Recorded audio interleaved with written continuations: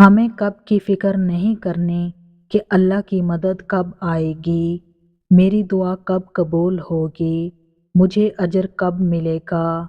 نہ کسی چیز میں تاخیر کرنا ہمارے ہاتھ میں ہے اور نہ ہی کسی چیز کو جلدی کرنا ہمارے ہاتھ میں ہے۔ سب کچھ عین اسی وقت پر ہونا ہے جب اللہ نے چاہنا ہے۔ اس لیے سکون کے ساتھ بیٹھیں اور گھبرائیں نہیں۔ سب کچھ اللہ کے کنٹرول میں ہے اور وہ سب کچھ بہت بہترین طریقے سے سنبھال رہا ہے۔ آپ کو بس اس پر پورے دل اور ایمان کے ساتھ بھروسہ کرنا ہے اور اپنے معاملات اسے سونپ دینے ہیں۔ یہ کب کے چکر میں نہیں پڑنا، جب بہتر ہوگا تب ہم تک اللہ کی مدد بھی آ جائے گی، ہماری دعا بھی قبول ہو جائے گی، ہمیں اجر بھی مل جائے گا۔ ساری کی ساری خیر اس کی مقرر ٹائمنگ میں ہے اور اس خیر کو پانے کے لیے ہمیں تھوڑا سا صبر تو کرنا پڑے گا۔ قرآن پاک میں ارشاد ہے اور تمام معاملات فیصلے کے لیے اسی کی طرف رجوع کیے جاتے ہیں۔ ہر آزمائش کے ساتھ اللہ آپ کے کردار کو نکھارتا ہے۔ ہر دکھ اور ہر مشکل کے ساتھ اللہ آپ کو پہلے سے زیادہ مضبوط اور طاقتور بناتا ہے۔ آپ جن مشکلات سے ابھی گزر رہے ہیں وہ آپ کی ذات کو بہتر بنانے کے لیے ہیں۔ ہم زندگی میں جن حالات سے گزرتے ہیں وہ حالات کسی نہ کسی مقصد کے تحت اللہ ہماری زندگی میں بھیجتا ہے۔ اس لیے اللہ پر اور اس کے بنائے ہوئے پروسیس پر بھروسہ رکھیں۔ وہ اس پورے سفر میں آپ کے ساتھ ہے، وہ آپ کا محافظ ہے۔ قرآن میں ارشاد ہے، ایمان لانے والوں کو اللہ ہی پر بھروسہ کرنا چاہیے۔ قرآن میں صبر پر اتنا زور کیوں دیا گیا ہے؟ اللہ بار بار قرآن میں اپنے بندوں کو صبر کی تاکید کیوں کر رہا ہے؟ کیونکہ صبر ایک مشکل چیز ہے، خاص کر درد اور غصے کی حالت میں۔ نہ تو صبر کرنا آسان ہے اور نہ ہی صبر آسانی سے آتا ہے۔ صبر آپ کو ہر لحاظ سے، ہر طور پر، جسمانی طور پر، روحانی طور پر، جذباتی طور پر، دماغی طور پر تھکا دیتا ہے اور توڑ دیتا ہے۔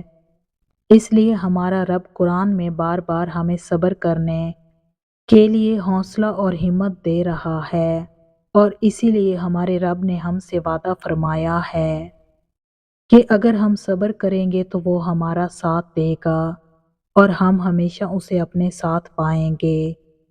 صبر کوئی چھوٹی بات نہیں ہے، اسی لیے اللہ نے اس کا اجر بھی بڑا اور خوبصورت رکھا ہے۔ قرآن میں ارشاد ہے، صبر کرو، بے شک اللہ صبر کرنے والوں کے ساتھ ہے۔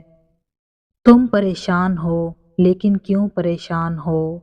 تم بھاگ رہے ہو لیکن کیوں بھاگ رہے ہو؟ کیوں ہر وقت جلدی میں رہتے ہو؟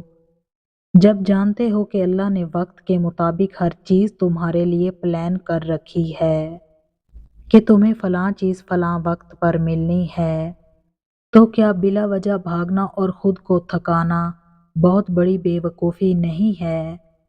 کیوں اللہ کی بات پر اور اس کی قدرت پر یقین نہیں آ رہا؟ کیوں رکا نہیں جا رہا؟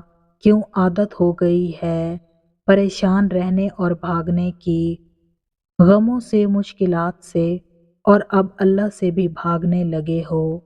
کیوں؟ قرآن میں ارشاد ہے، بہت ہی بابرکت ہے وہ ہستی جس کے ہاتھ میں بادشاہی ہے اور وہ ہر چیز پر قادر ہے۔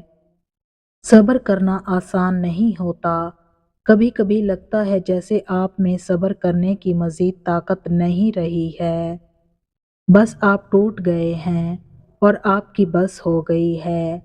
لیکن پھر اچانک سے کسی نامعلوم ذریعے سے آپ تک کوئی ایسی بات پہنچتی ہے یا آپ کے دل میں کوئی ایسا خیال اٹھتا ہے کہ اسی وقت آپ میں صبر کرنے کی طاقت آ جاتی ہے۔ کبھی سوچا ہے وہ خیال اور وہ طاقت آپ تک پہنچانے والا کون ہے؟ وہ اللہ ہے۔ جب وہ یہ دیکھتا ہے کہ اس کا بندہ صبر کرتے کرتے تھک گیا ہے تو وہ کسی ناقابل تصور کے ذریعے سے ہم تک اپنی مدد بھیج دیتا ہے۔ زندگی میں کچھ بھی آسان نہیں ہوتا، مگر اللہ کے ساتھ سب کچھ آسان ہو جاتا ہے۔ اسی لیے آپ اللہ پر توکل رکھیں اور اسی سے صبر مانگیں۔ قرآن میں ارشاد ہے، اور صبر ہی کرو، اور صبر بھی اللہ ہی کی مدد سے ہے۔